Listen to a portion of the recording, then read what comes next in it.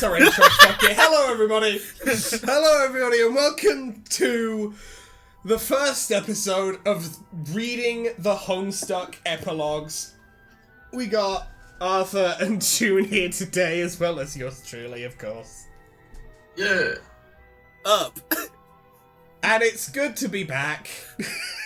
It's been, from our perspective, it's been 3 weeks since the last time we recorded, give or take. This song, something monster. Yeah. Man behind the slaughter. And we're starting off strong, I think, everybody. We're starting off strong because we got a little piece of fan art to lift spirits even higher than they already are. Thank you, Fruit Dog Rogue, for. Oh, no way, they made the up emoji? Oh, never mind. They did not make. Fruit Dog Rogue did not make that up emoji. They did, however, make this art of Xana ready to blast Lank's head off with a shotgun. That's Really? real. That's crazy. You know what's really crazy? I really don't remember that. I really don't remember that guy. I don't remember that guy. I know he was in the thing. I really don't remember that guy. Mason has responded with awesome, because Mason is not here, but he can check the chat, so he can check the Discord I know chat. who he is. But yeah, Arthur has forgotten Lank. Oh, he was the 2 guy. He had poetry and then he was an asshole. Yeah. Yeah, He had the Flower Crown version and the Bitch Boy version, and that's the Bitch Boy version about to get fucking obliterated. He seemed really nice. Yeah, well, one route he seemed nice. Technically, you're correct. At some point, he seemed really nice. Yes. He seemed lovely. Damn. But yes, here we are once again. Back on our bullshit. Thank you, Fruit Dog Rogue, for the goated fan art. Yeah, it's awesome. Indeed. And now, we're not going to choose Meat or Candy yet, because there is a prologue. Now, you might be wondering, Arthur and June, why have I clearly already clicked on it at some point? Well, the Homestuck website is being updated and repaired, but that does not mean that it is actually functional yet. So, I had to get this page and the first page of the prologue of the epilogues preloaded, or it might crash. So, That's cool. God. I'm just gonna hop to the other tab where I already have the prologue open. Nice. Oh shit, we've got a book. We read a novel. It was released as a physical book first and foremost, and then put up on the website. Yeah, for real. Oh. For real. Okay. I know these fun facts. I've had 3 weeks to do research. I didn't do that much. Okay, so I'm thinking for the epilogues, we'll establish a loose narration order. So who wants to be the first narrator in the cycle? I mean, you're the guy. Alright, I'll be the first narrator in the cycle. And when we move to the next page, we'll decide who the second is. Mm. And Mason will just be the last guy. Mason will just be... Unless we want to nominate Mason and just skip him in this episode and just say, hey Mason, you're second narrator now. Oh, Nah, he's the last guy. Hey, fair enough. Actually, you know what? Do we want to just jot down the order and just say it's chronological order of who joined the channel? Because with me at the front and Mason at the back of the list, we might as well just have June, you be second, Arthur be third, since that's kind of the order we all sort of joined this operation. Yeah. Also, kind of the order our PFPs are on, like, Discord layout. That is true. That is true. Why is your profile picture just Earth? No, That's not...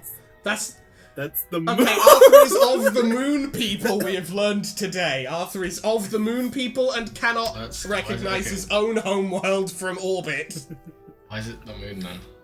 It's a zoomed out. It's very zoomed out all the time. I've never really looked at it closely. I was just like, I don't remember the Earth being that grey. I don't know. It's zoomed out.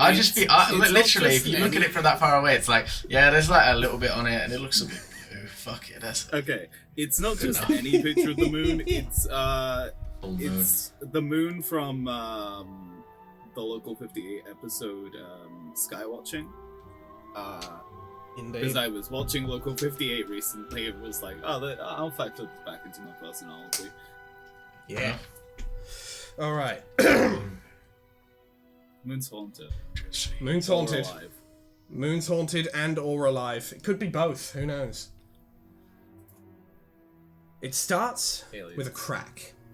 Everything else rises up from that like steam. He's immediately gone into Linkin Park. I'm trying to narrate, and I just hear in the background. Try so hard.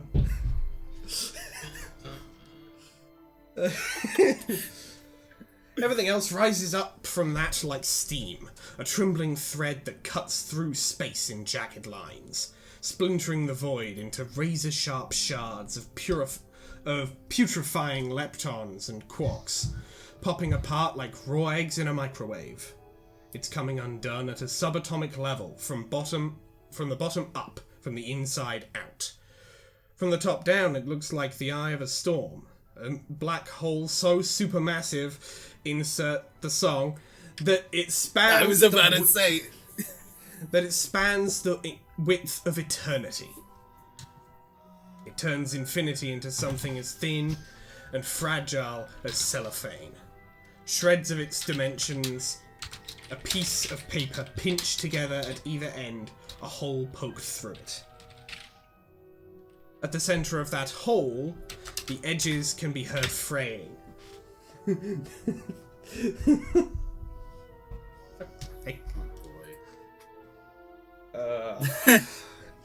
No way, they got a Moose reference. A Moose reference. They got a Moose. They got a Moose reference. Why'd they do that? I can't believe it, mate. Bloody hell. That's what I'm saying. At the center of that hole, the edges can be heard fraying. Pandemonium. This continuity buckles in the middle, and the two ends come smashing together. Around the hole, ghosts scream. They claw at the dying borders of their dreams, with fingernail-chipping desperation. They whip together like the wind, trailing the mutilated streaks of their hypothetical futures with them. It's a multifractal neon cyclone of primordial conclusion. A churning blender of hyperfinal, catastrophically terminal, overwhelmingly permanent double death. The screaming distorts and plunges low as it gets closer to the cavity. At the center, that distortion turns into an eerie music. That's where the cacophony ends. The shattering, the screaming, the squelching, the sounds of elemental particles being torn apart like string cheese shoved through a meat grinder. Then dumped down a strangely melodious garbage disposal.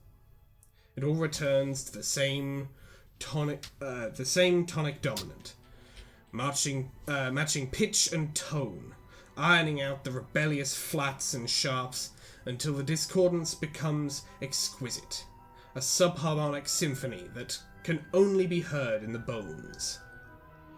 At the dead center of the event it is extremely quiet. A silence made of all the suffering that limitless sempiternity can hold. Bleeding together until a prism turns to obsidian. It's too vast to comprehend, too black to behold without closing your eyes.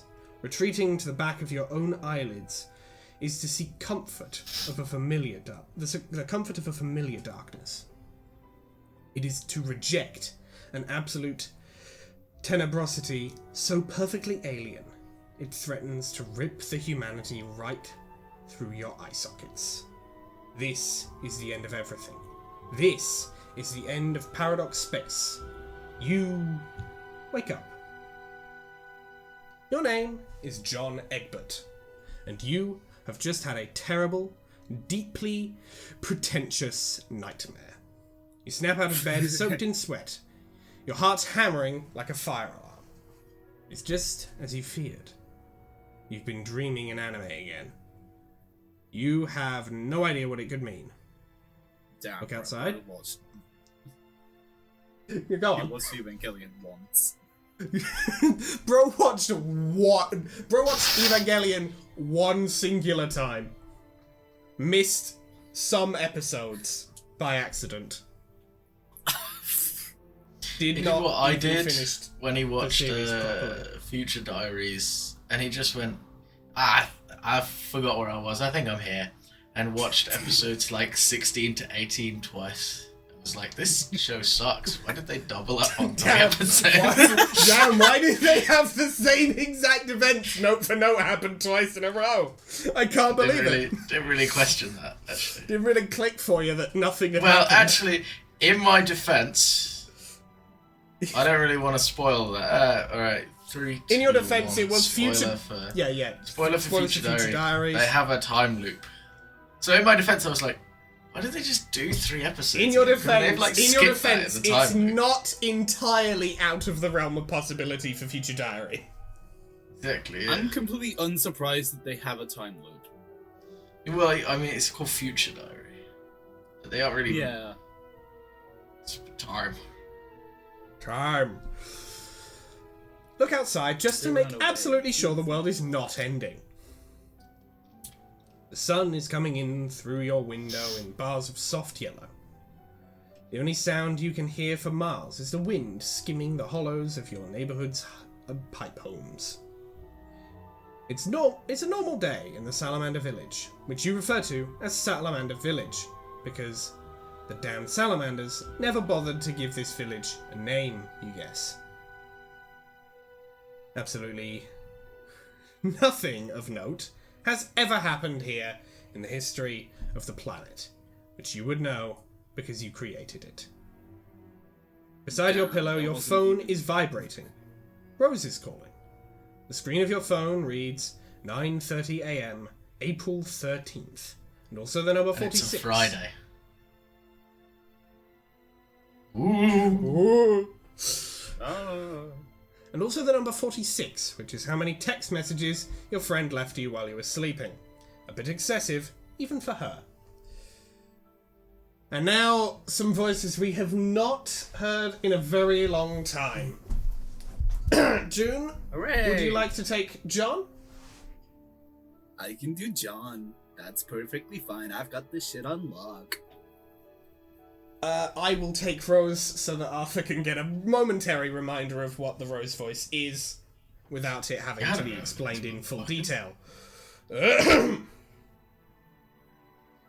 Since when are you known to operate your telephone? Since We need more money, guy. Yes, we've got to have money. Since I don't know. Has it really been that long since I called? I can't remember the last time.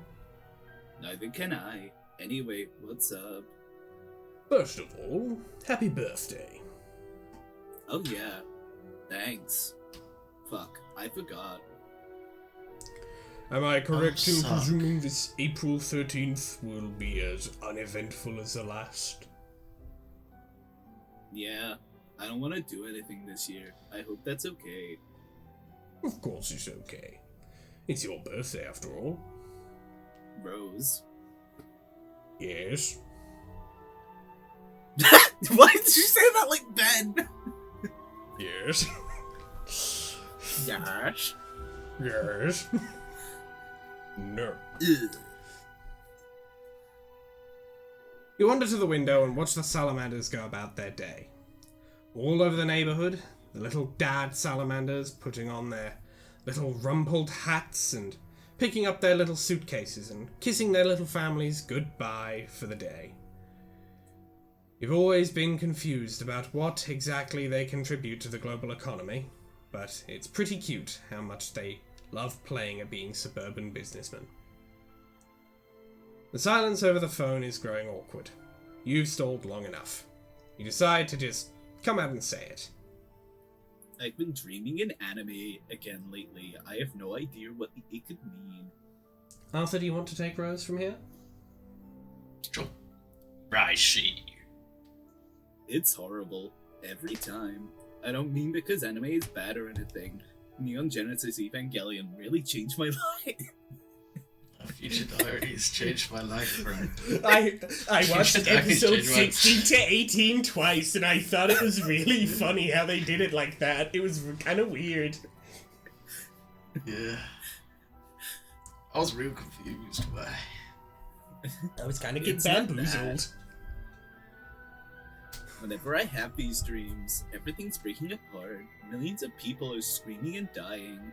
I mean, dying permanently, not the kind of bullshit dying that would have meant we've been doing a lot over the years. How old is John at this point? Hell if I 4 know. billion years. 17 quinspillion years. 4 Do you think it all Homestuckillion means- years. Wait, hold on, I forgot. There's a line in the middle of that. A couple yards over, Salamander blows an astounding spit bubble. Truly, one for the books. Your eyes trace its meandering journey into the sky as you gather your thoughts. What do you think it all means? What do I think what means? What do you think it means that I've been dreaming in anime? I don't have the slightest idea what it means that you've been dreaming in anime, John. To be honest, You wait That's for right. Rose to finish her thought. I typed the ellipses. She doesn't, which is troubling because you have never known Rose to leave a thought unfinished in over 10 years of acquaintance. You suppose it's possible it may have happened one of the times she died. You wouldn't bet on it, though. Rose, are you okay? Busted. Oh no, I hear something behind.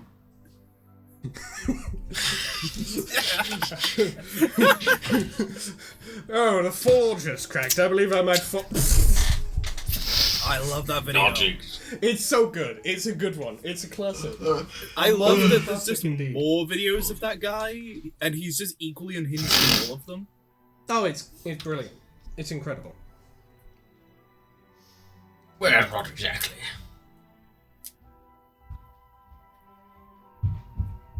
What's wrong? I think my condition's been getting worse lately. Condition. So my message probably sounded urgent. You left 46 messages. Yes, they were all urgent. Oh. I don't think I can wait much longer before telling you. For as long as I could, I figured birthday was as good a time as any to let you know. Oh yeah, to tell you about like the crippling illness I've got. I've got space god dementia. Also, Kratos is coming to kill us all. Let me know what. Egbert! Your son has returned!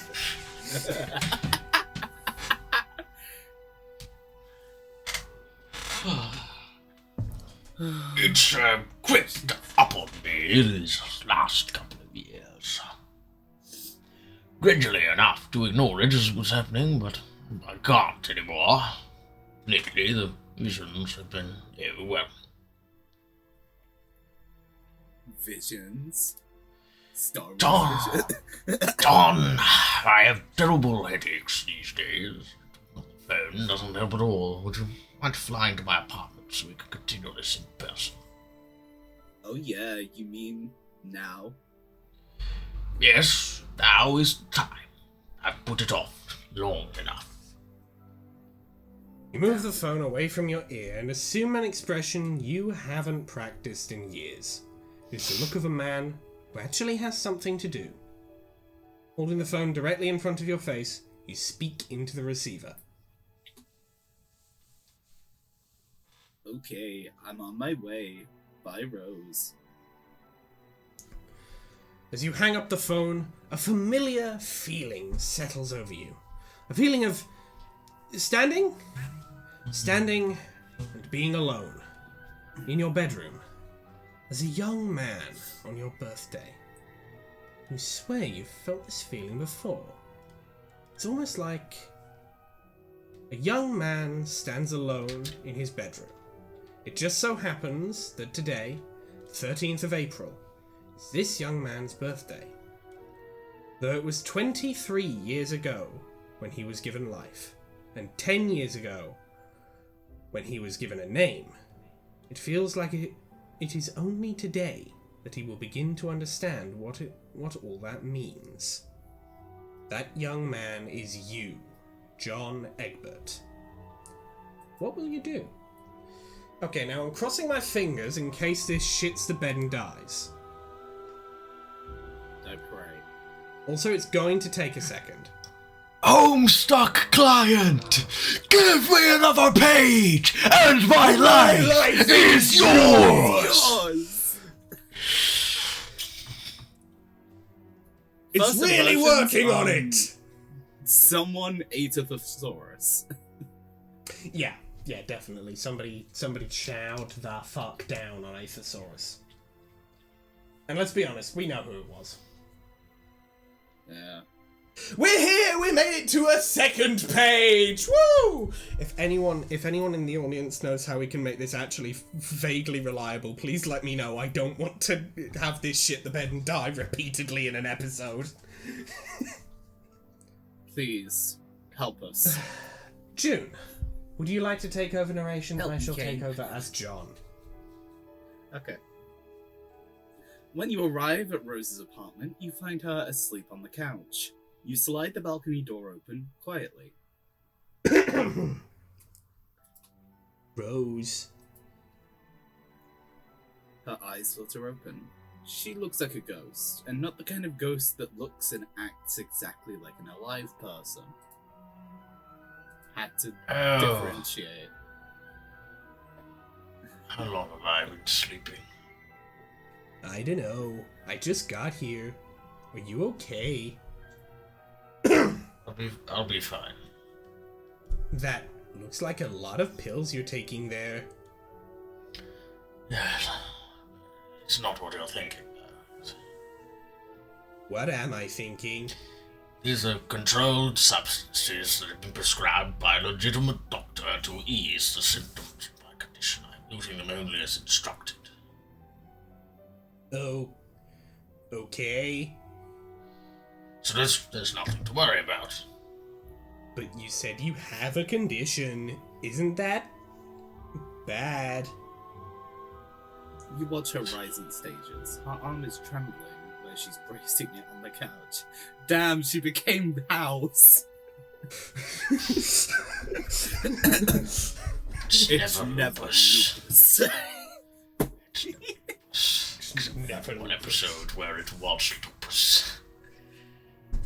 It's only ever lupus exactly one time ever. Rose is gonna burn her house down and fake her own death. Go to prison for a bit. I like. Anyway. Yes. The condition itself is not ideal, obviously. Perhaps it does constitute something to worry about in the context of a different conversation. All I'm trying to say is I'm not backsliding, if that's what you're wondering. You spend several pregnant moments saying nothing in response to all of this. You examine Rose's supine, languid form on the couch, optimistic that she will continue speaking any moment now. The fuck does supine mean? I ain't never seen that word before. Supine is like lying. Sweet Yeah, I think this is potato lying down. versus regular potatoes. Who would win? Death battle. That's the Google news article that appeared when I typed in supine meaning. What the fuck? Oh. Sweet potatoes versus regular potatoes. Health experts decide who would win. Who won? Who's next? You'll decide. I struggled with substance abuse for a while years ago, remember? Rose, Jesus, I wasn't going to accuse you of being a drug addict, and I didn't fly over here to give you an intervention. It sounded like you had some important stuff to tell me, and the fact that you also seem to be sick is more than a little alarming. I wouldn't say I'm sick. I'm just having spectacularly debilitating headaches as a result of my visions becoming more frequent. Oh yeah. What are those visions you're having? A seer of light, John. I know. So, you mean like your standard psychic visions about the future and stuff? What's going to happen? Should we be worried? It doesn't technically pertain to a future. Well, not our future. My abilities have broadened considerably beyond their previous horizon. They shed light on the many unseen events, past, present, future, and all realities and frames of reference that no intersection with ours at all. Seems to be an unfortunate side effect of the courtier abilities. You can advance the rate beyond one's physical ability to keep up with. Fortunately, it doesn't seem to be happening to anyone other than me. Yeah, I can't say I've noticed anything like that. Or improvement in my powers, for that matter. It's not about gaining additional power so much as the gradual dissolving of the boundaries between your own awareness and that of your many doomed selves who perished in the other timelines. It's a slow and apparently rather uncomfortable accretion of knowledge. Perhaps I'm the only one to notice any change, since my aspect explicitly relates to knowledge. I guess all that makes sense. So, what are these visions showing you? Many things. They're quite disjointed and sometimes hard to rearrange into coherence, but in totality, I've pieced together a greater understanding of our present situation and all the events that led us here. You watch Rose stagger to her feet and cross the apartment. At the kitchenette, she knocks back another pill with a practiced motion. No water. Her vacant stare drills into the countertop as she quietly waits for the medication to take effect. And? Ants.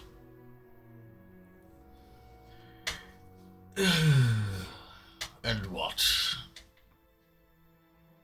What is it about our situation that you wanted to tell me? Is it bad? Good and bad are words that don't mean anything beyond a certain threshold of moral consideration. There's a different scale I've come to understand. Another dichotomy that's less emotional, I guess. Instead of the word good, using the word essential. And what exists at the opposite polarity from essential is something that's not best to contemplate. What are you talking about? This sounds fucked up. Yes, that sounds like a reaction you would definitely have to these things I'm telling you. I really should cut it out and just start again from the beginning.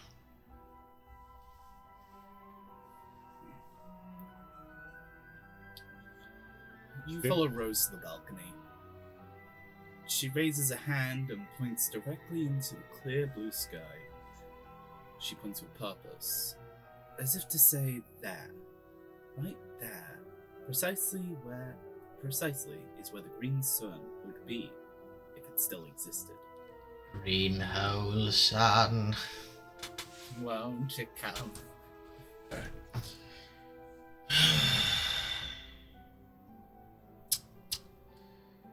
The green sun is gone. What? It has been destroyed. At least from the current frame of reference it has. It still existed, and therefore, in a way, it's hard to explain. Currently exists, so nearly infinite span of time, providing death, recoveries, universes. But this universe, our universe, is not one of them. You saw this in a vision. Jade told me. She did? How does she know? Well, she can't draw power from it anymore. She no longer has the ability of a first guardian. It has been that way for several years. I suspect she's kept this fact on the down low, however. Oh, she's That's- a regular furry now. Just normal, bog standard furry, yeah. Shadow the Hedgehog lost the Chaos Emerald. Regular control. Damn, not here. For real. Damn, not here. That's surprising, I guess. Or maybe not. I don't know. It's not like she tells me a whole lot these days. Considered crying about it. Consider crying about it, bitch. Fuck you all. Right. War. I will just say, the Sonic Racing Crossworlds fucking, like, intro animation, the intro to race sort of, like, conversation thing, Omega just straight up tells Amy, you are weak, cry about it, and it's honestly incredible. He seems reasonable. He's a very reasonable man. Reasonable analysis. Seems nice. Anyway. Right. It's also not like she's had any particular need to unleash the full fury of the Green Sun, or she's been gallivanting around with Dave and Garcat under whatever perplexing social arrangement they've settled on. Anyway, her account of the sun's destruction syncs up with the data supplied by my visions, and I have no doubt it's gone. How did that happen? It doesn't matter much for our purposes. It was a cataclysmic event, a suicide strike by a very powerful being, much like the one Dave and I attempted once upon a time. But it turned out the explosive force we released was only a catalyst, a causal gesture. What was needed to destroy the sun was a consumptive assault. Consumptive. Where the entire sun was swallowed by a... Wait, that's not the right one. That's by the green sun. The entire sun was swallowed by the wrong song. Not that song. By a different song. Did we say I digress though? Sorry, yeah. I digress though. You press your eyes shut for a moment. Behind them you see a black hole so supermassive that it spans the width of eternity. I really don't remember how that song starts. I don't know how that song starts, to be honest. I just know the chorus. You quickly open your eyes again and pretend to forget what you just saw.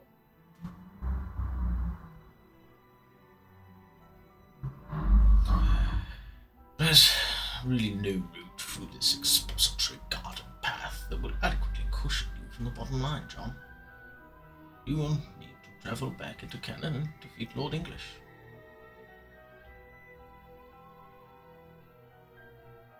You shrug and try to look casual. You pull off the most casual shrug that a guy has ever shrugged when being presented with the inevitability of his own fate.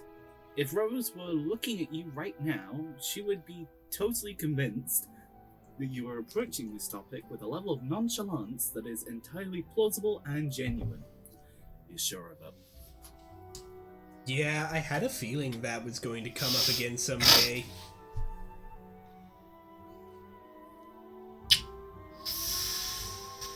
I'm sure we all did.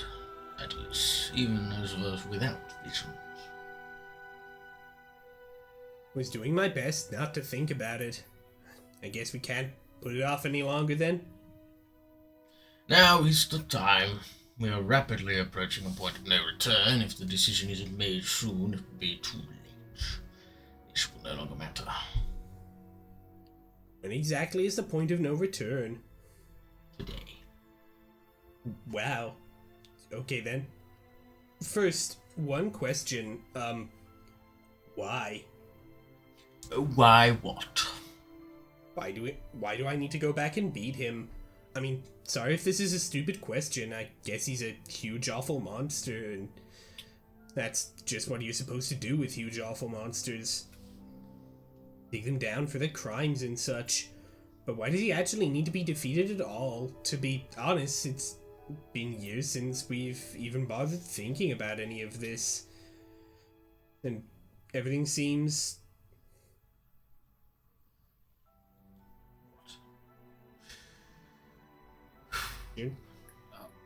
Sorry, I didn't even realize that was the end of the sentence. Yeah, it's not. It's in the middle of this fucking sentence. Take a look around and survey the current status of all life on Earth, which is totally possible to do from the vantage point of a single apartment balcony. Fine. Well, of course everything is fine here. We're outside of the cannon now. Yeah, I know. What does that actually mean, though? You saying this isn't really happening? Of course it's happening. Just because certain events take place outside of canon doesn't mean those events are non-canon. Oh.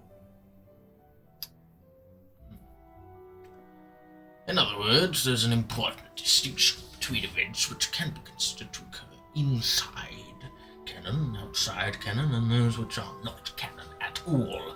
The day we went through that door and claimed our reward, we passed a threshold between continua marked by differing degrees of relevance, truth, and essentiality.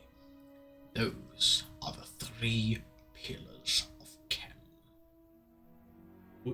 What? Pardon me. Rose shoots you an irritated look. You know what that look means. It's reserved for the sort of bozo who just had what wants to offer.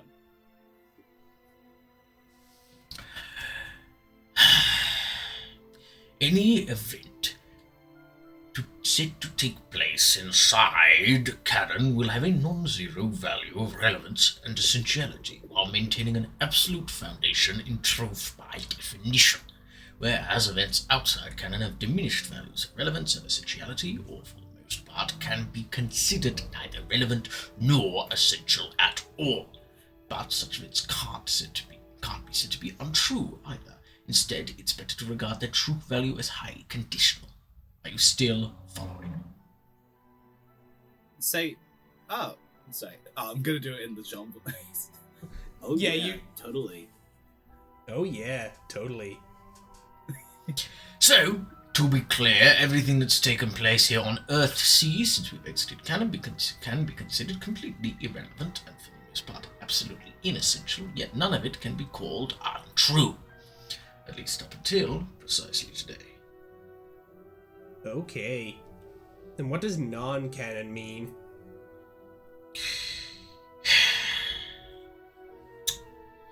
Events that are formally non-canon have no truth whatsoever by definition. They may have relevance and essentiality values that are zero or even quite high, but only as projections along an imaginary axis resulting from a highly subjective frame of reference. But due to those events having no truth and thus carrying no weight, the other properties are basically rendered meaningless. You feel your eyes go wide as the gears in your head slow to a stop. The implications of what Rose is saying are vast as they are completely incomprehensible. Your mind has just been blown. John, are you okay? Your pupils have gone quite wide, thereby facilitating the appearance that your mind has just been blown. Sorry, I'm just trying to wrap my head around all this.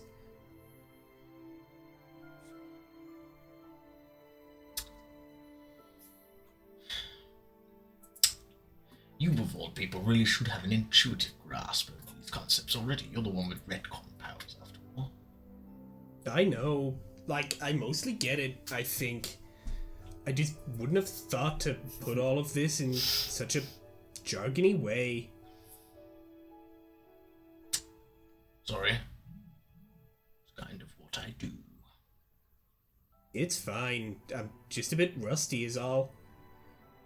Feels like it's been so long since I did, or even thought about, anything that mattered at all.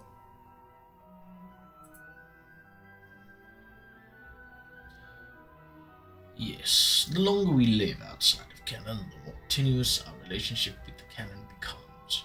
Hence the urgency. Then what's gonna happen if we keep dragging our feet?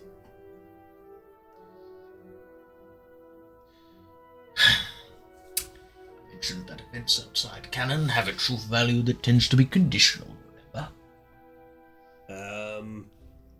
Well, I did. But let me put it another way. As long as we live outside canon, everything that happens will technically be real, but only conditionally.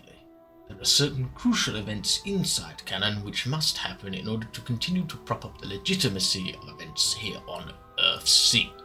And you specifically, John, have a responsibility to make sure those events take place. And I take it that means going back and killing Lord English. Yes.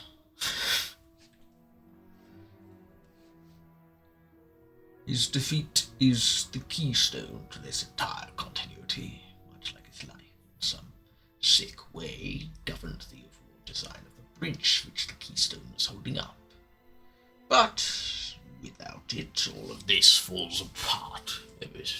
Everything we've been through, in a way, it's impossible for a single mind to comprehend, becomes retroactively discredited.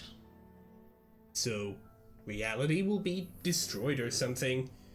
Hasn't that already sort of happened? I mean, when all the black space started cracking. No, these consequences are physical or even a disruption of the timeline. It's more of a conceptual unraveling.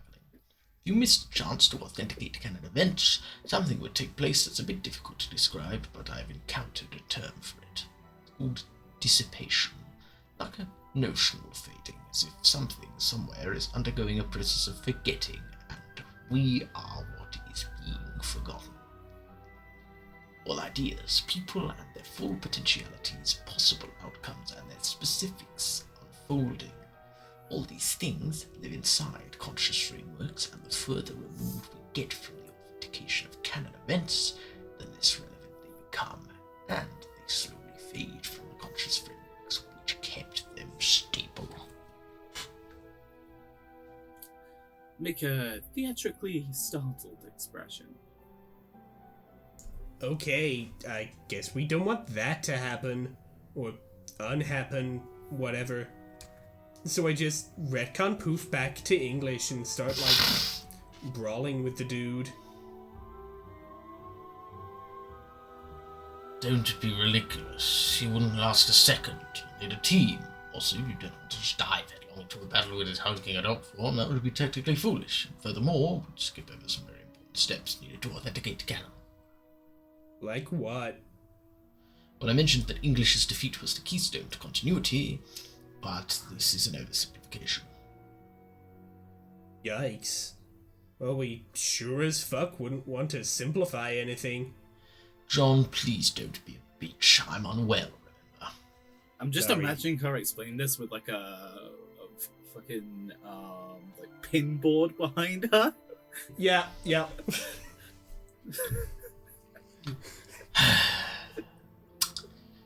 The true keystone, which is a necessary component of his defeat, is the juju, the house-shaped object you stuck your hand in to gain your retcon powers.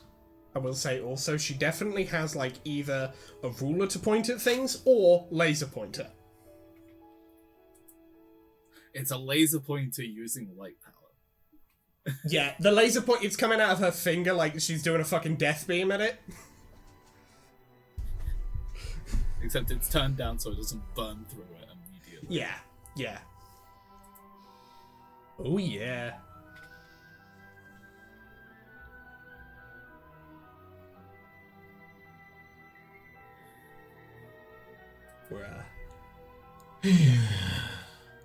While empty, it resembles a gap, like a hole in the cannon whose only purpose is to be filled.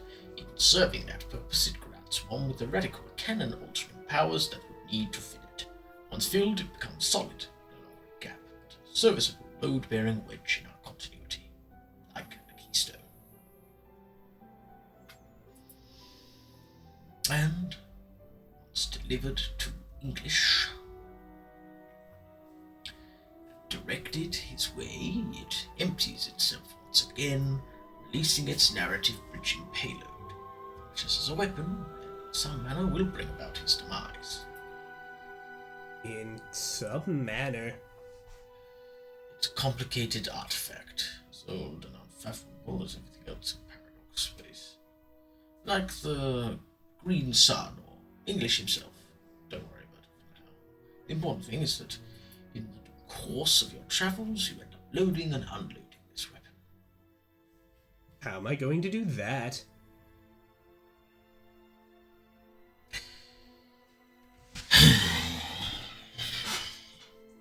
He's real exasperated. Once you apparently. set things in motion, it should just happen naturally throughout the narrative momentum of your journey. I'm really just warning you about it, rather than instructing you. Okay, thanks. You're welcome. Rose looks at her phone. You recognize Kanaya's distinct typing style in the window. Rose's thumbs begin to fly across the keypad. She continues to text as she talks. Kanaya mention. Hooray! Yeah! Yeah! So, if we're going to go back and kill him in time to authenticate canon, I guess we have to get going soon. Like, today. Yes. Oh no. Are you sure you're actually up for a fight, though? No offense, but you're looking a little worse for the wear. I'm not going. Oh. Anamazar, only you. What? But you said... Only you. But you said... John, this is the victory state. What the hell does that even mean? When we went through the door and passed beyond the threshold of canon, we effectively retired from bearing any responsibility for influencing canon events. We've all been sort of decommissioned as active players on the cosmic stage with severely diminished relevance attributes. All of us. Except for you, of course, since you retained your retcon abilities. Okay, I get that. Kind of. But can you all just come along anyway?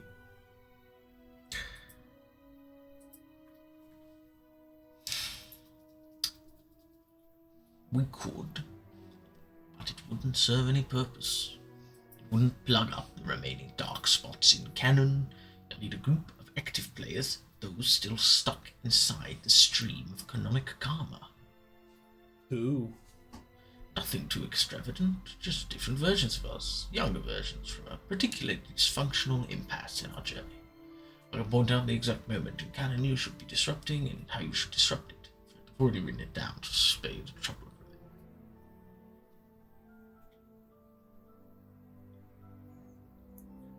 Rose leads you back inside and retrieves a letter from her desk. She hands it over, still typing one-handed on her phone. She sits down and you read the letter.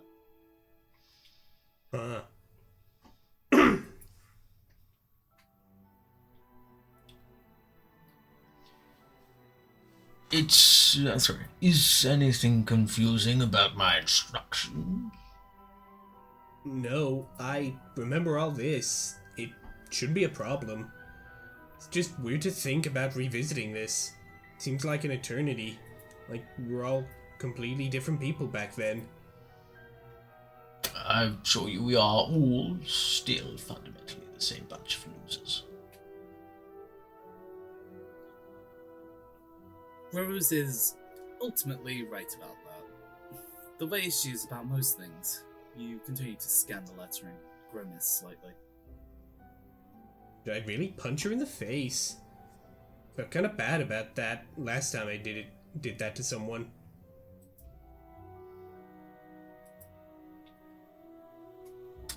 Yes, you absolutely should and must punch her in the face.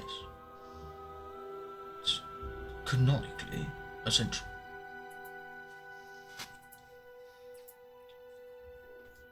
You exhale and event, turn John. the paper over. It's John's canon event. Quick, play the fucking... One of many. One of many canon events. Must go back in time and kill your Uncle Benjamin. Got to go You back have in an Uncle time Benjamin. and call a man named Bonesaw gay. Not any fucking And then he law, you will don't. rebuke you for being homosexual. Anyway. No, homophobic, I mean. But yes. Well, you can be both. I'm not can objecting be to both. you I being both, but probably you you do. are. You have to be homophobic, You're but part you of can also Homestuck. be homosexual at the same time. Name a straight character in Homestuck. Straight question. Exactly. Anyway, June. You exhale and turn the paper over in your hands. The other side is blank. You flip it back over, having fully processed the instructions drafted in the polished purple handwriting. You like how Rose still writes in purple after all these years. Some things never change. Alright, this seems straightforward enough. I mean, aside from the part where we all have to fight an invincible monster. And no one hears the words Words they say.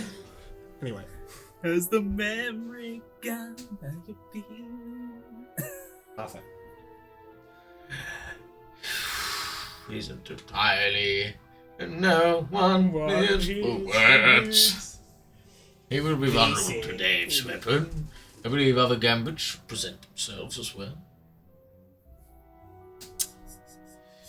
I don't think it would serve the mission well for me to tell you exactly how it will go, but at least I can offer this bit of encouragement.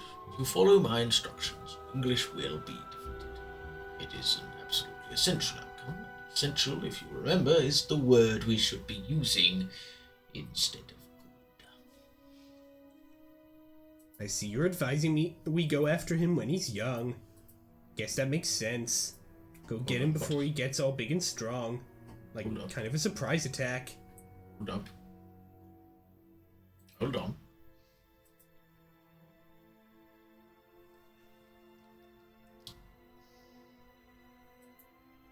I'm holding on. Hold it. Hold on. Hold on. Kill him when he's a child. Don't say we're going after him when he's young. Just, That's a good point. it's Lord English we're talking about. He'll get excited. That's a good point, yeah. Yeah, that's a good point. We need to rephrase this. We're going to go and kill him while he is in his juvenile state. Exactly. Exactly. That dude sucks. Hey Drake, I heard you like them young.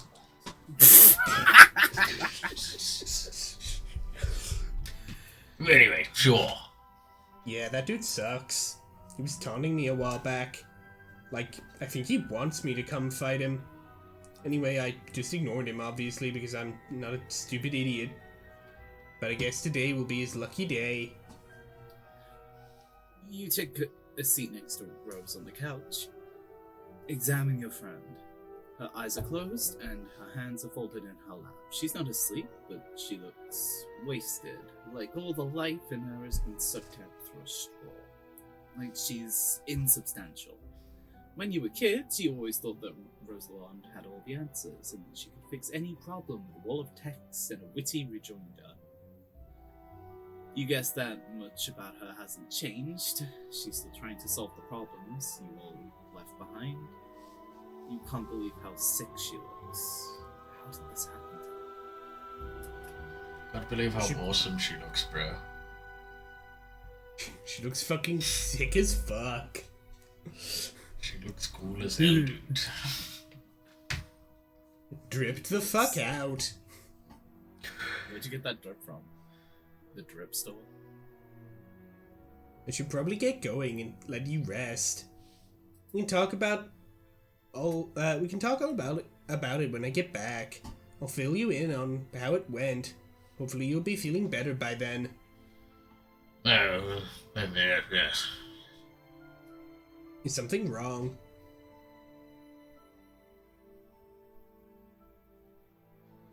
Rose opens her eyes and looks at you, but she says nothing, just looks. I'm not scared if that's what you're worried about.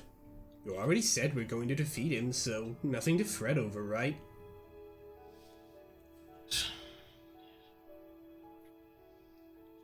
Nothing to worry about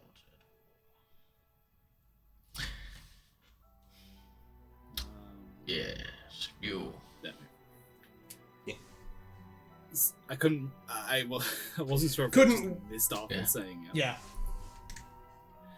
Something flickers through her eyes, almost too quick to catch.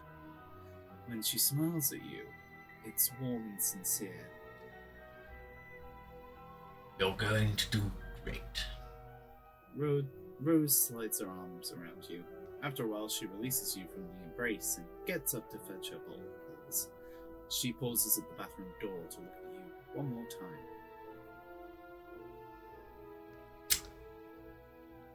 Goodbye, John. She closes the door behind her. You look at the letter. Your run? Your run? Typo, baby, we begin! That's how it begins. And so the typo journey begins, baby! Anyway, Was it published with that typo, do you reckon? I assume. If it's in this version, it probably wasn't fixed and then unfixed in the print version. Yeah. Anyway, June. You run your thumbs along the edge of the paper. Is this really it? One hug from Rose and you're off to face your destiny? The instructions in the letter are clear, but you aren't sure precisely what to do next. Inertia and indecision keep your feet planted firm on the carpet. Then, as if directly answering your quandary, your phone buzzes in your pocket. It's a text from Roxy. Read text. It sounds important. You get up to go without even thinking about it. You exit through the sliding glass door and leave it open behind you. Please, baby, load the next page. Please, load the next page. Come on, fingers crossed. Load in, boy. Load, boy, load. Boy. Load Boy. the page. Boy. Give me the next page, please. Give me page. Give me page, Boy. baby, give me page. Yeah, baby. Page! Woo! Arthur, would you like to take narration? June, you can take course. Roxy. I will remain as John. It's a beautiful day in the Carapace Kingdom, just like it was in the Human Kingdom, and just like it was in the Salamander Village. For whatever faults this paradise you created might have, you sure don't hear many complaints about the weather. You're sitting with Roxy and Calliope on a giant chessboard patterned tablecloth. Oh, Calliope, not Callio. Yeah, there we go. It's a nice touch, you think. But if you spent any time shopping in the Carapace Kingdom, you've known most things you can buy at chess stand. Friendly Carapicians go about their day around you, passing through the park with their eyes politely averted as they pretend not to notice that 3 celebrities are having lunch in the grass nearby. It's extra polite of them because you and Roxy are having a very personal conversation. She looked alright, mostly just tired. At least she seemed to have enough energy to babble at length about philosophical gibberish and things about canon and such. Oh, wow. Guess she filled you in on all of the ultimate self junk then. The what? The shit where she starts knowing everything and feeling bad. Oh, that's not the term she used. She just kept describing it as a condition. You haven't been feeling anything like that, right? What? Getting to know my ultimate self? Yeah. Man, I've barely got a hold of my basic ass self. Yeah, she said she was the only one going through this that she knew of. Poor Rose. At least all that medication seems to be keeping her sort of functional. Roxy gives you a serious sidelong glance. Remember that whole totally unprovoked spiel Rose gave you about substance abuse? She said it wasn't like that. I mean, she said it was under control. Well, what the fuck do I know? The only illicit substance I've ever done is lick that stupid trickster lollipop. Never again. Yeah, we... I think that's whatever. Oh, right. Yeah, whatever. Can't say it's much my business anymore. Rose and I aren't as close as we used to be. You nod, sort of knowingly, because you're thinking about how you hadn't talked to Rose in ages either. Roxy gives you a quizzical look, but you turn away before she can draw any meaning from it. Miriam's been keeping her real busy since they got hitched. They both vanished down the brooding cabins, and then it was pretty much that. Only since she got sick and spent more time at home did we start talking more again. It's been great, but our conversations have been a little bit upsetting. Who's Mariam? It's Kanaya. That's Kanaya's last Kanaya. name. Oh, That's Kanaya. I can't say what. Alright. And here it comes, the thing you were trying to avoid thinking about the moment Roxy texted you, about how you hadn't talked to Roxy in ages either. You were having such a nice time ignoring that fact too. Change the subject? So are you and Callie still living at the same place I last saw? The one near the tower? You look towards the bell tower in the distance. It's a Gothic building so tall that it cuts a shadow through the midday sun. It's an important landmark in the kingdom, the tallest structure for miles around, and the only way you can ever really navigate your way here flying. Carapace architecture is otherwise identic, a reflection of their functional collectivist society. Yeah. That's cool. It's a nice place. Yeah, I like it here. I've thought about it, but I'll probably never want to live in a different kingdom. Still feel most at home around the chess guys. Makes sense. That's about how I feel about the salamanders. Which I realize actually makes no fucking sense. They lead simple lives. I don't really care for the chaos of human or troll cities. Neither do we. You watch Roxy smile and reach for Calliope's hand. Who's Calliope? The green skeleton. bro girl. really It's been a while. forgot To be everything. fair, it has been over a year since. Well, okay. Last we saw these characters, it was last year, so it's been nearly a full year. I'm not gonna begrudge the. Oh, is that the other green English? Green skeleton girl with the green swirls. The other aspect of English. Cool. No, Well, the one that English Close enough. absorbs. The other aspect of young English. Yeah, They have the yeah. opposite dream. Yeah, Yeah. something. One way cuts up the other dreams. Right, cool. He remembers. Look away before you start dwelling on it. You start dwelling on it immediately, looking probably quite conspicuous with how quickly you whipped your gaze away. Seriously, what is up with their relationship? Is it romantic? Platonic? Can cherubs even have a romantic relationship? Are they even interested in it? Like, on a fundamental level? Do their brains and hearts even work that way? Questions like this used to keep you awake at night. You look at them where Roxy's fingers are entwined with Calliope's green claws. Calliope is still wearing the Ring of Light, same one you obtained in a ludicrous adventure through the afterlife and then re-obtained in a ludicrous adventure through canon when it was stolen from you. It's the same one that allowed Calliope to stop being dead in the first place and come to live with your friends here on your beautifully renovated home planet. And it's the same one you gave Roxy all those years ago to fulfill a promise made to your very special new friend. At the time, the gesture felt so important. It felt more meaningful any gift you'd ever given. Like there was some grand emotional gravitas about it that signified something deeper than what it turned out to be. You have since concluded that you were just imagining things, ascribing symbolic meaning to gestures that simply didn't carry. Like the dumb kid you were. Tactfully avoid saying anything at all about Roxy and Calliope's weird, ambiguous relationship.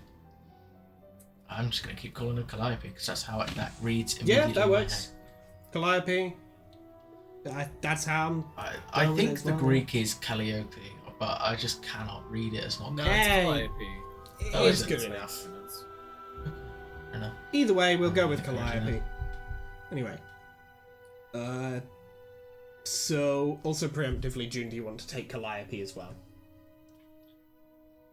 What is Calliope's voice again? I completely It forgot. was... Well, we can always go back to the old classic. It says here it's the Great Papyrus... No. No. No. Partly because I I see what you're really trying to do. I really do want to find a character to give that voice to permanently that isn't Arania. She did not deserve that.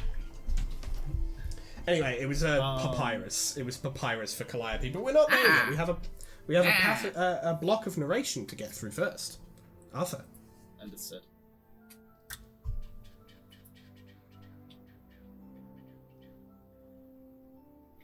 But he can't stop thinking about it. What goes on in Roxy's head? She thinks about you. You and all your friends have dispositions affected by your classes and aspects. You think you know what that means in your case. But what about her? You can only speculate. Void is a place where things sink and disappear. Where they linger forever but cease to exist. You aren't actually sure if your feelings for Roxy ever really faded. If they just grew numb, time and distance. Is it the same for her? You search your soul for the answer, but come up empty. Truth is, you suspect her mental interior is unfathomable. In fact, you feel sure of it. You wonder suddenly, watching her, this version of her, that is, the one with whom you share all these bittersweet memories. Will you ever see her again? Ahem. John, What? please forgive me if I come across as impatient, but if we are finished with the pleasantries, I believe you have a choice to make. Huh? The choice as to whether you will go defeat my brother or stay here. Have you decided yet? There's a choice.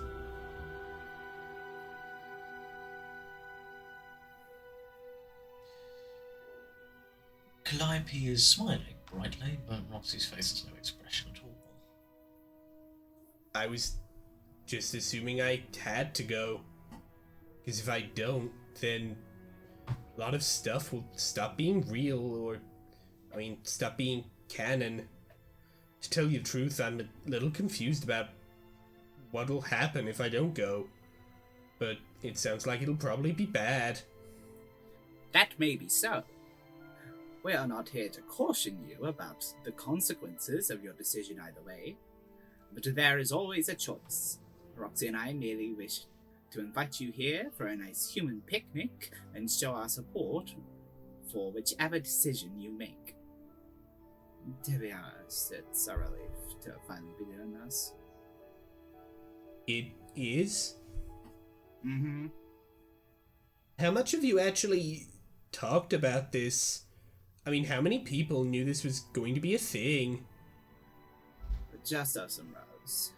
Well, Dirt too, I think. She's been talking to me about it a bunch, and him too, but I don't know how much he's got, thoughts about all this shit. But whatever, that's not important, or even remotely surprising. Bottom line, Rose has been tormenting herself about having to tell you. I'm just glad she's finally said it so she can rest. That's up to you. Yes. Take all the time you need. Again, we aren't here to influence you. It's very important that the decision comes from your desire to go through with it, one way or another. Any tampering could taint the results. Tainted. Wait, what? So will it be, John?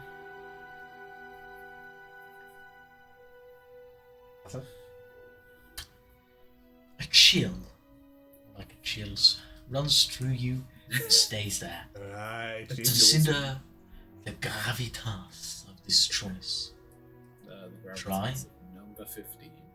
But you can't. Because you weren't really prepared for it. Didn't think it was a choice at all until this second. Rose looked at you before she went to bed. What has she told Roxy that she didn't tell you? Chills tighten around your throat. It turns into fear. Not fear. Feeling is worse than that. It's regret.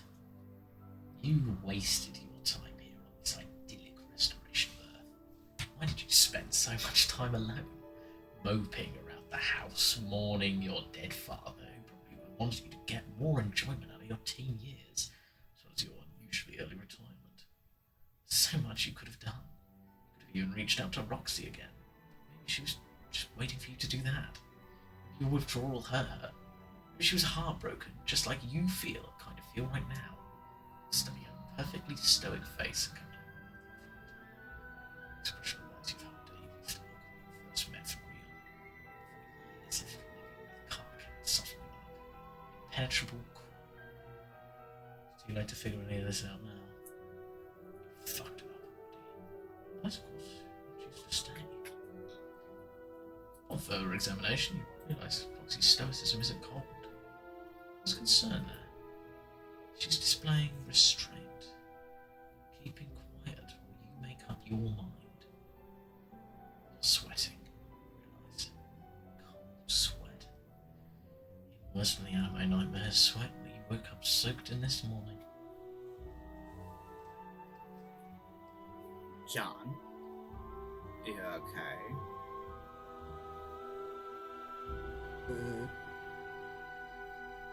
Looked like you were gonna pass out for a second.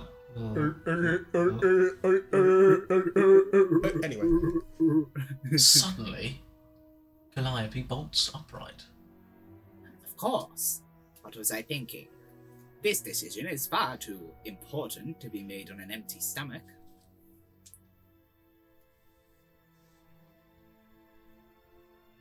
She fetches the picnic basket, which naturally has been sitting there on the tablecloth since the moment you arrived. Here, before you choose which path you're going to take, you should decide what you'd like to eat. I have packed a variety of provisions, easily enough to satisfy One of the everything, ravenous of picnic goers' appetite. Actually, Behold an two array of everything, savory please. delights for the carnally inclined, or perhaps something for your sweet tooth.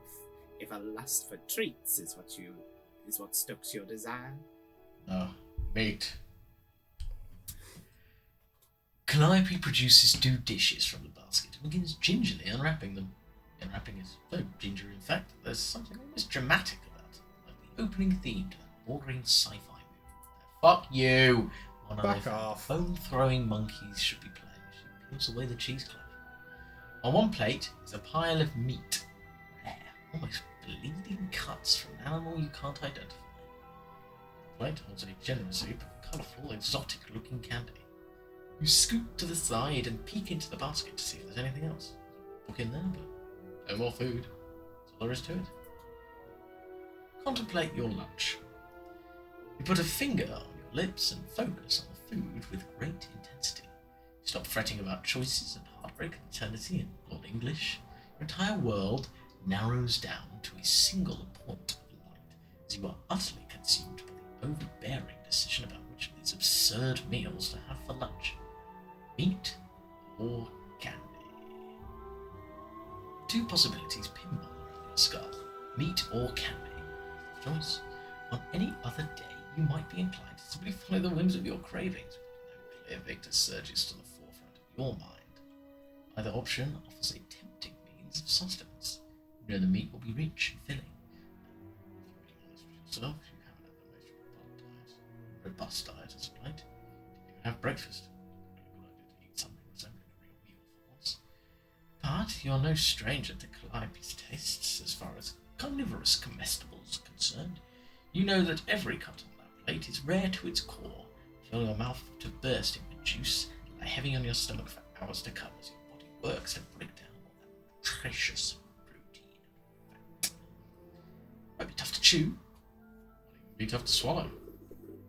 Maybe the candy is the better choice for a picnic like this. Something will go down easy and fill you with bright energy as you pass the time with your friends. You know you need to let go sometimes and stop worrying so much about what other people expect of you, or even what you expect of you. It's not a bad thing to enjoy yourself just for the sake of pleasure. Drink too much and all that sweetness can make you sick. Roxy and Calliope glance at each other in confusion as you deliberate what to eat. It's taking you a while to choose, but each dish is appealing in certain ways. Each has its potential dietary drawbacks, and you don't want to make a decision you can't stomach. Meat or candy, John? Meat or candy? You realise your breath.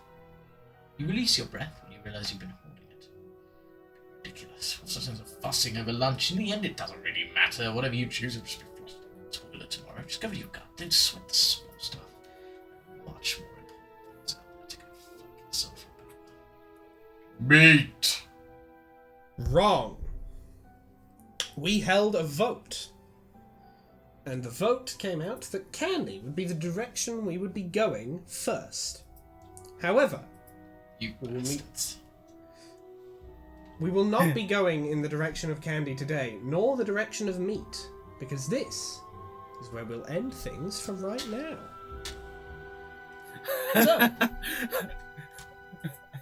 I thought you were going to say there's actually a secret third because actually there's a secret third option: bread. Grey. The grey Bread. pale. We will we will swan dive into the local pond and fight the ducks. So what did you? Unacceptable! So what did you two think? So what did you two think of this episode of reading Homestuck Epilogues?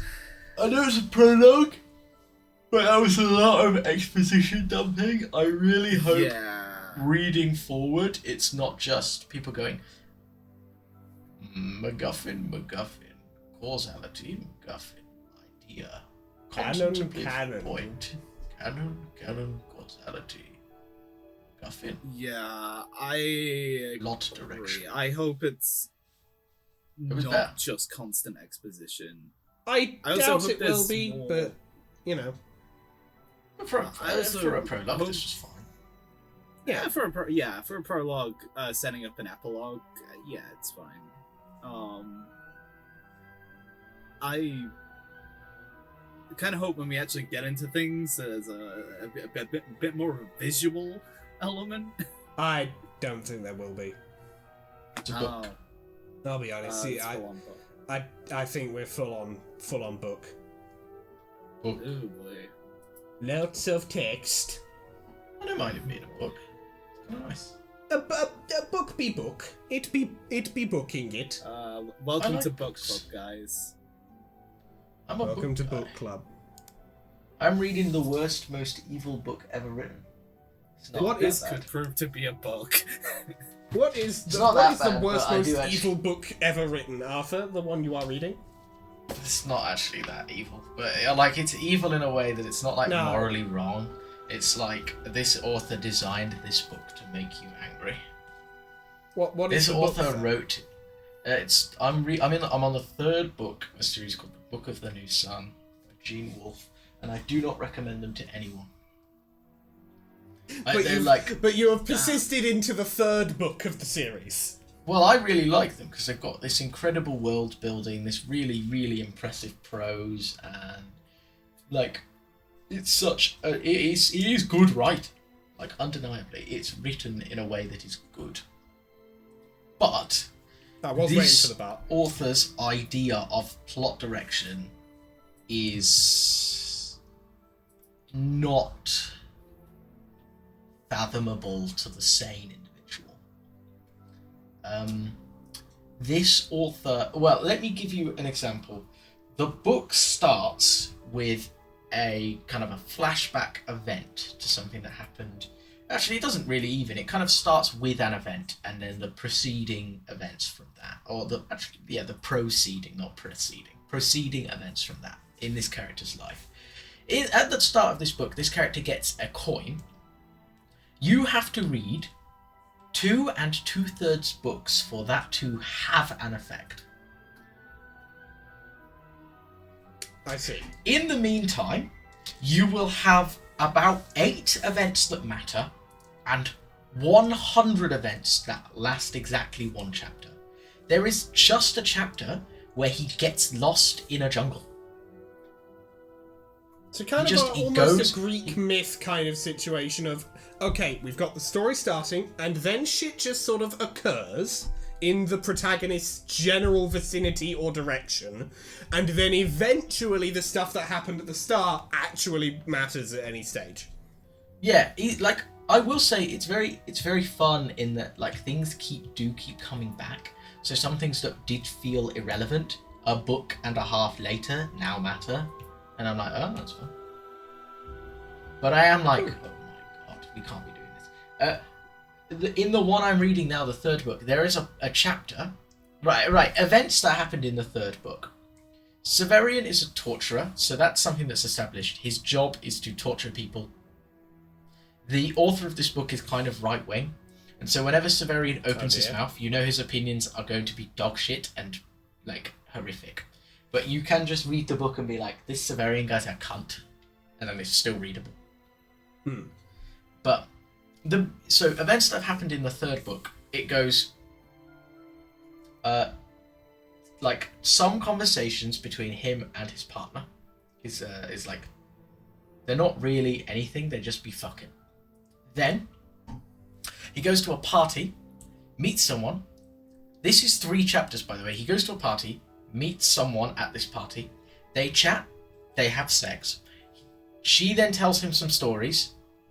It's like he meets someone, he scares them because he's an executioner, they faint. He then talks to them, she tells him some stories, they fuck, she tells him he's handsome, then he finds out that's his boss's wife. His boss then orders him to kill his wife. We skip forward in time for a bit. He doesn't describe killing the boss's wife. Instead, the next chapter is him going through the city, and there is a monster that is made of fire. This monster that is made of fire is there for exactly this chapter, does quite literally nothing, and is beaten by Severian running away into a, like, kind of shanty house over a cliff, where the monster steps onto a wooden floor without rock beneath it and falls through the floor, and Severian runs away.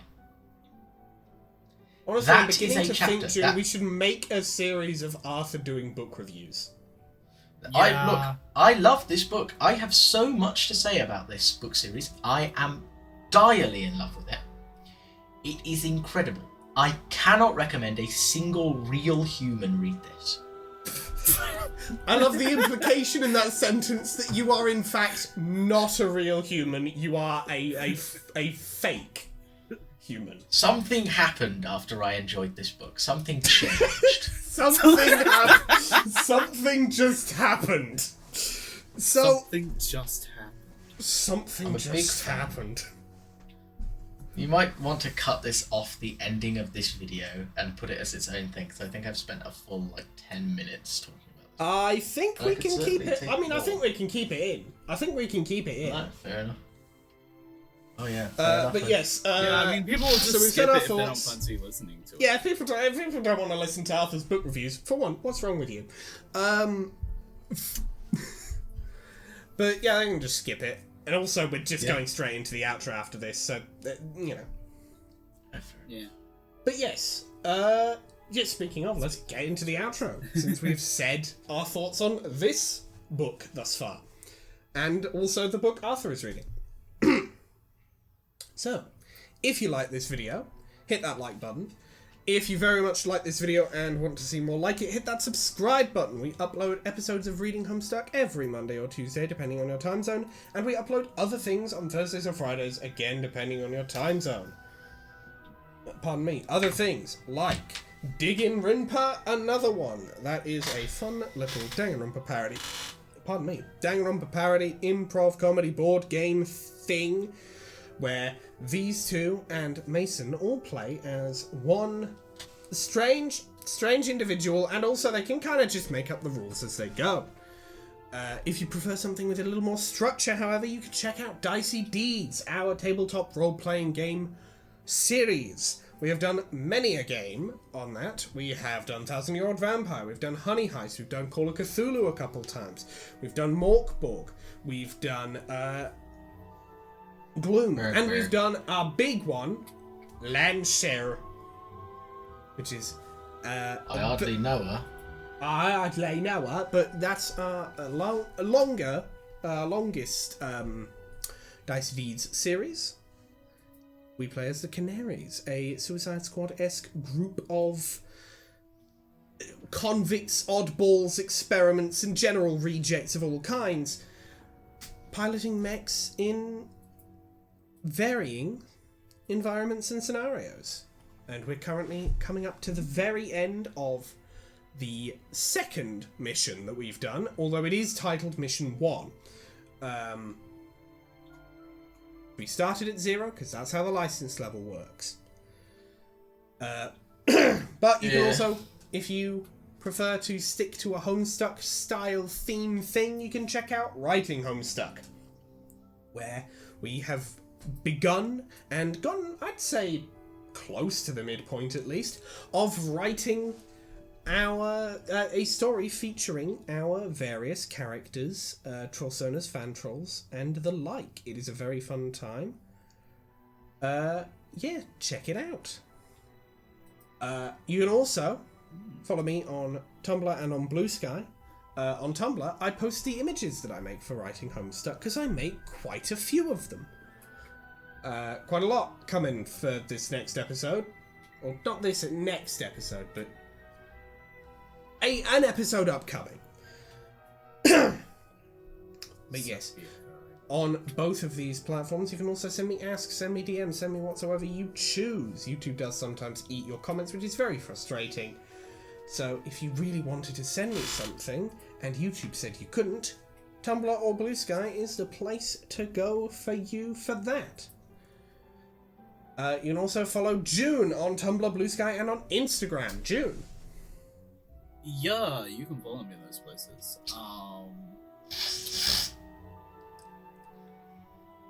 I'm back from Canada now, as you can probably tell. I couldn't tell.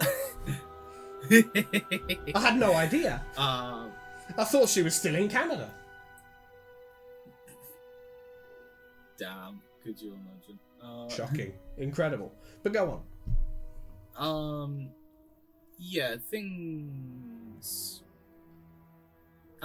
I'm refreshed.